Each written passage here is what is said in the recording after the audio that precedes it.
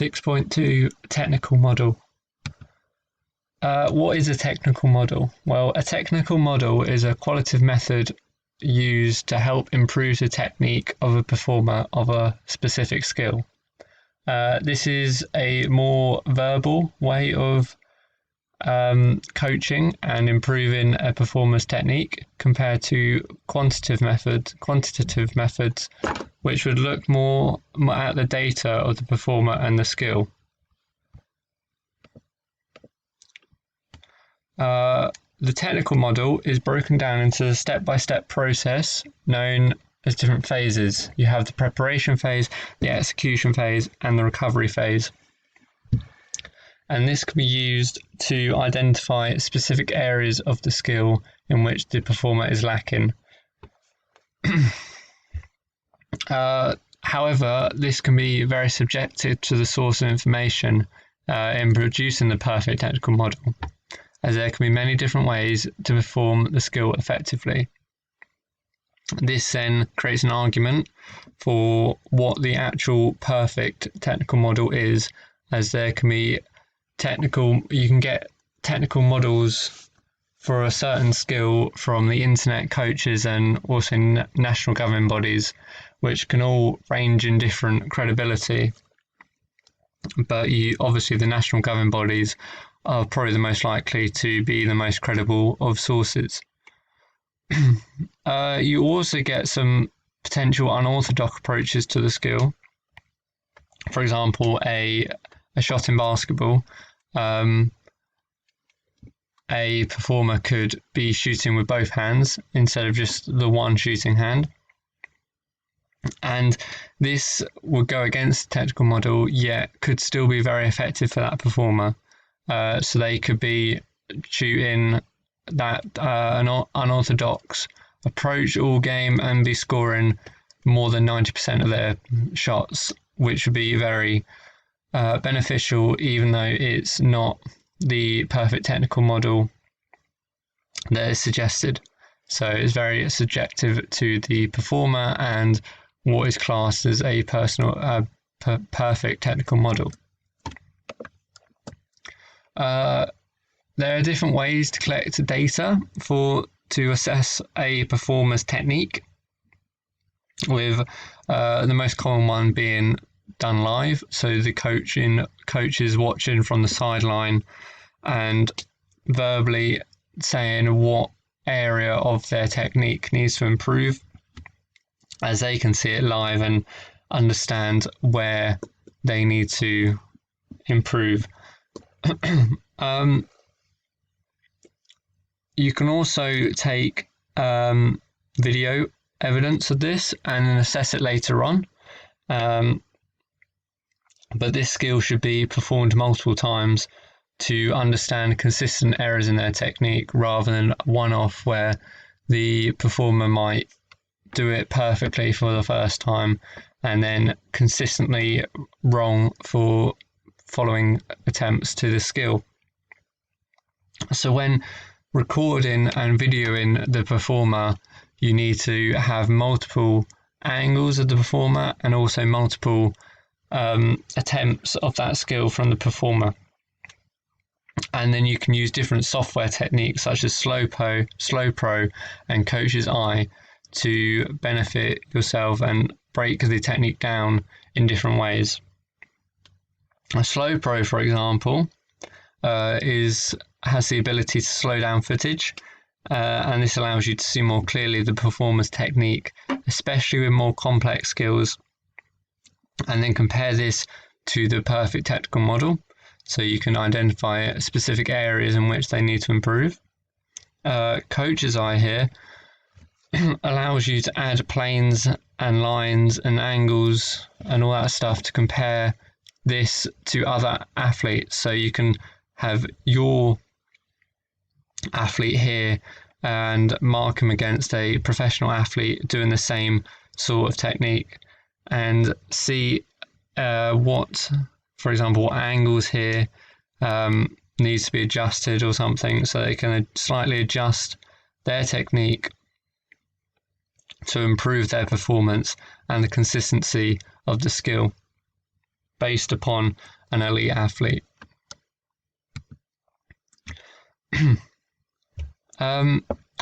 Now, this is identified as the perfect model for a basketball shot, but obviously this could be argued as there could be different perfect models, or this might not be exactly perfect, but it will be based, the future analysis of this will be based upon this as the perfect model.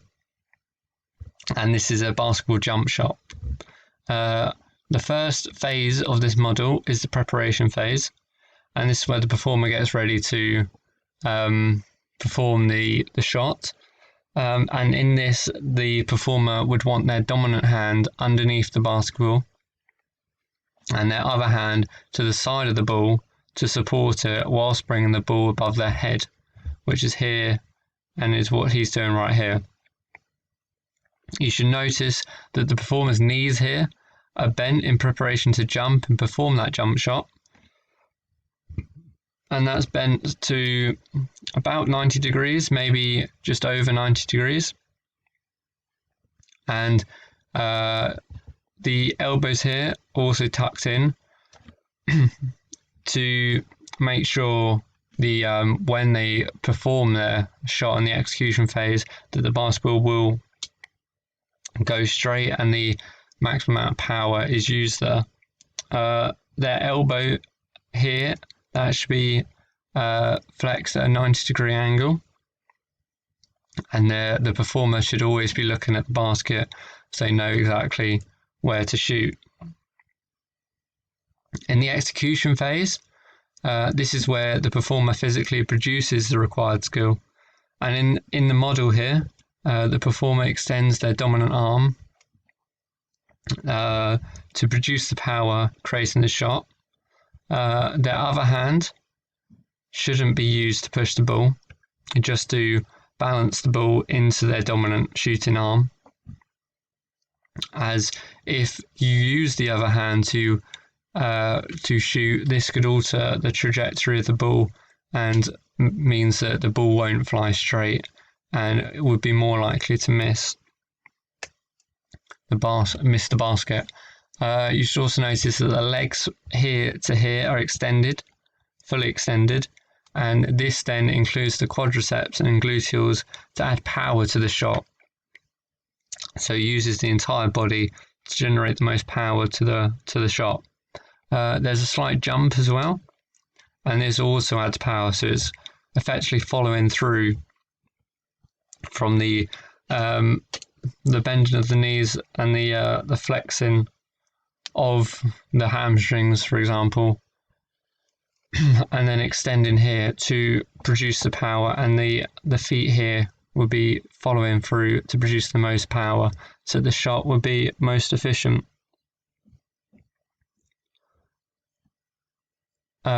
Notice also that the performer is still looking at the basket, and throughout all this that his legs are shoulder width apart to support him with balance through the entire shot.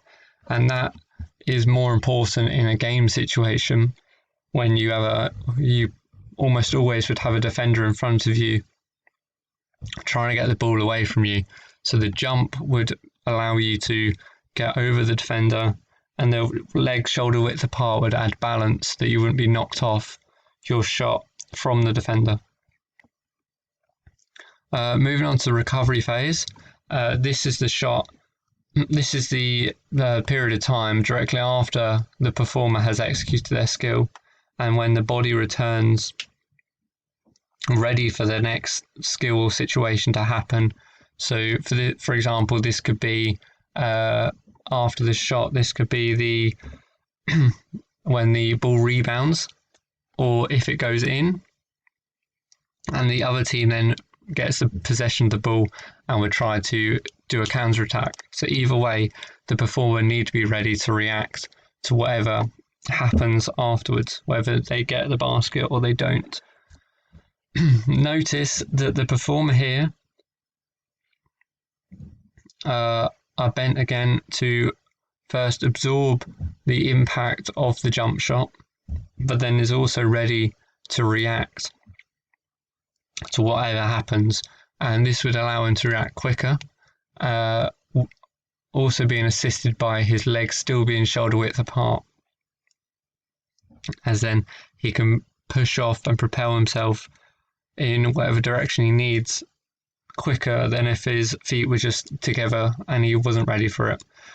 Also notice he's still looking at the basket, and he's looking at where the ball goes, whether he gets it in or he misses, so that he can react to that stimulus of the ball and be consistent with his performance.